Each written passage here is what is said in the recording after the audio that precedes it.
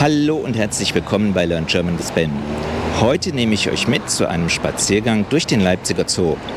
Der Leipziger Zoo wurde 1878 von Ernst Pinkert gegründet und verfügt heute über eine Fläche von 26 Hektar. Mit einer Besucherzahl von über 1 Million Personen pro Jahr zählt er heute zu den zweitwichtigsten Zoo in Europa. Zuerst besuchen wir die empfehlenswerten Fütterungen der Robben, Tüpfelhyänen und Gorillas. Wir können als Tierpfleger so ziemlich alles an unseren Robben selbst als medizinische Übung machen. Egal ob es Zähneputzen ist, Augen kontrollieren, am ganzen Körper und Bauchseite anfassen, die Flossen anfassen. Aber auch das Röntgen oder Ultraschall zählt dazu, genauso wie das wöchentliche Wiegen. All diese Dinge trainieren wir mit unseren Robben und können sie eben dann selbst auch machen, sodass der Tierarzt erstmal lange wegbleiben kann.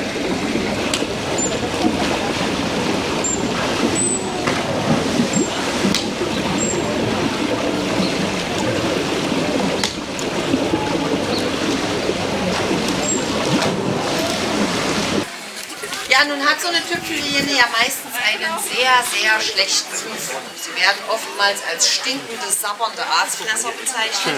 Der ein oder andere Trickfilm, der haut da nochmal richtig rein in die Kerbe. Und wir tun ihnen aber leider sehr, sehr unrecht damit.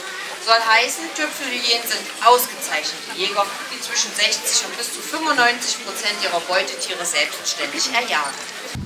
Ja, so ein Silberrücken hat auch so eine wichtige Funktion. Denn man könnte ihn so ein bisschen beschreiben als Bodyguard. Das heißt, er ist der große Beschützer in der Gruppe. Also wenn ihm irgendjemand die Gruppe hier zu nahe kommt, dann stellt sich der Silberrücken schon davor, da achtet er schon sehr darauf. Wenn also der natürliche Feind wäre zum Beispiel ein Leopard und wenn der einen Blick auf so ein Gorilla-Jungtier geworfen hat, da achtet natürlich so ein Silberrücken, dass da gar nichts passiert.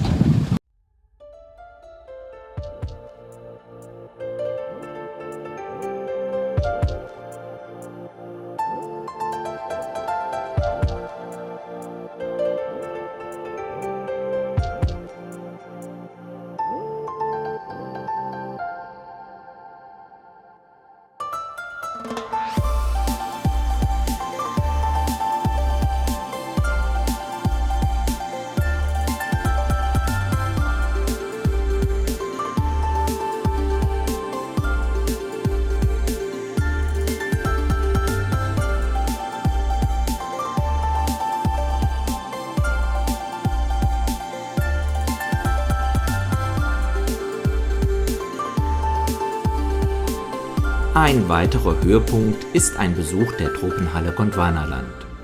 Gondwana war der Urkontinent.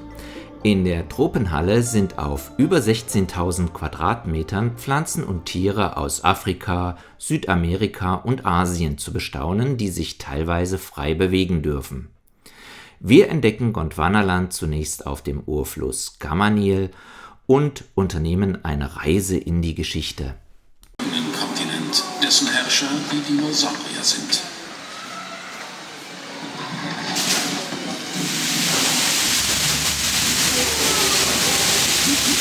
Gewaltige Niederpflanzen scheußlich auseinander. Seine Hauptstücke bilden heute Südamerika, Afrika, Indien, Australien und Antarktika. Die Dinosaurier sterben vor 65 Millionen Jahren aus. Die versteinerten Knochen derselben Arten findet man heute auf verschiedenen Kontinenten als einen Beweis dafür, dass Gondwana einst existiert hat.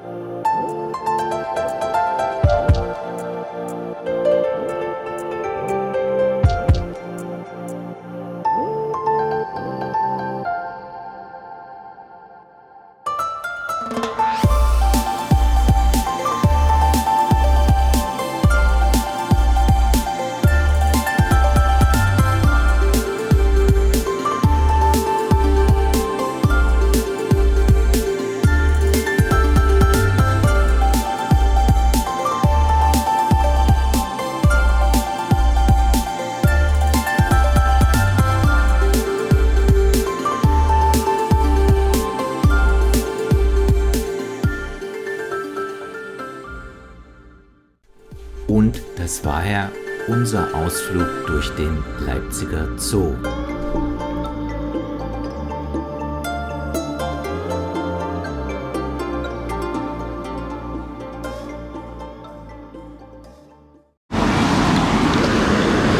Mein Fazit nach 6 Stunden Zoobesuch: Der Leipziger Zoo ist absolut empfehlenswert. Sicher werdet ihr euch auch fragen, wie viel ich bezahlt habe. Eine Tageskarte kostet im Sommer 22 €, eine Bratwurst, ein Kartoffelsalat und eine Tasse Kaffee 15 €. Das sind also 37 €. Und wer jetzt noch Lust hat, kann mit mir Deutsch lernen. Los geht's! Bei einem Ausflug handelt es sich oft um eine kurze Reise mit einem nahegelegenen Ziel. Das Verb unternehmen ist in diesem Fall ein schönes Synonym für machen. Wir unternehmen einen Ausflug. Aber Achtung, das Unternehmen. Hier kann es sich um eine große Firma handeln. Wenn wir einen Ausflug in eine Stadt unternehmen, besichtigen wir vielleicht eine Kirche oder ein Denkmal. Die Kirche ist eine Sehenswürdigkeit, beziehungsweise die Kirche und das Denkmal sind die Sehenswürdigkeiten. Allerdings besuchen wir eine Stadt oder den Zoo. Fische im Zoo wohnen in einem Aquarium, viele andere Tiere in einem Gehege und Vögel in einer Voliere. Vielleicht hast du auch schon einmal den Satz „Komm mir nicht ins Gehege" gehört und kannst ihn jetzt besser verstehen. Tiere bekommen Futter. Wir füttern Tiere. Bevor wir zur Grammatik wechseln, noch 2 Phrasen, die du dir merken solltest. Die Tageskarte kostet 22 €, aber der Preis einer Tageskarte beträgt 22 €. Wenn du dir jetzt das Substantiv Tageskarte ansiehst, weißt du, welches Thema wir in der Grammatik durchnehmen. Richtig, das Fugen-S.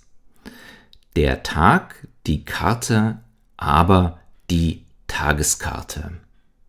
Wann genau sprechen wir denn nun ein Fugen-S? Das S ist eines von 4 Fugenbuchstaben, die du vielleicht dann benötigst, wenn du 2 Wörter zusammenfügen möchtest. Bei Substantiven musst du 2 Begriffe kennen. Einmal Grundwort und einmal Bestimmungswort. Sehen wir uns hierfür das Substantiv Frühlingswetter genauer an. Das Substantiv Frühlingswetter besteht aus dem Substantiv Frühling und dem Substantiv Wetter. Wetter ist das Grundwort und Frühling das Bestimmungswort.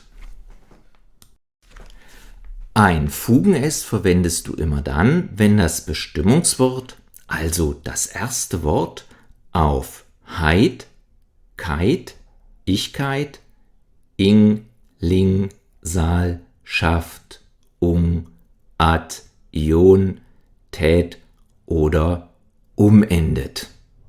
Ein Beispiel: die Freiheitsliebe. Die Freiheit ist das Bestimmungswort und es endet auf Heit. Du benötigst also ein Fugen-S, die Freiheitsliebe. Aber Achtung, die Tierliebe.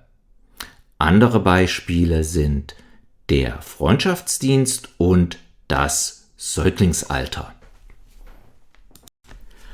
Ein Fugen-S benötigst du auch dann, wenn das Grundwort von einem substantivierten Infinitiv begleitet wird. Ein Beispiel: der Lebensraum. Du kennst das Verb leben. Ich lebe in Deutschland. Der substantivierte Infinitiv heißt das Leben. Der Lebensraum des Gorillas ist bedroht. Aber Achtung, die Kaufberatung. Ein Fugen-S sprichst du auch immer dann, wenn das Bestimmungswort Armut, Liebe oder Geschichte ist. Der Armutsbericht, der Liebesbrief, der Geschichtsunterricht. Ein Fugen-S verwendest du auch bei männlichen und weiblichen Substantiven, die von Verben abgeleitet werden und eine Vorsilbe besitzen. Das klingt kompliziert, ist es aber nicht. Sehen wir uns gemeinsam 2 Beispiele an. Kaufen. Das Substantiv heißt der Kauf und eine Vorsilbe wäre zum Beispiel Ver. Der Verkaufsberater. Ein zweites Beispiel. Fahren. Das Substantiv heißt die Fahrt und eine Vorsilbe wäre zum Beispiel an. Der Anfahrtsweg.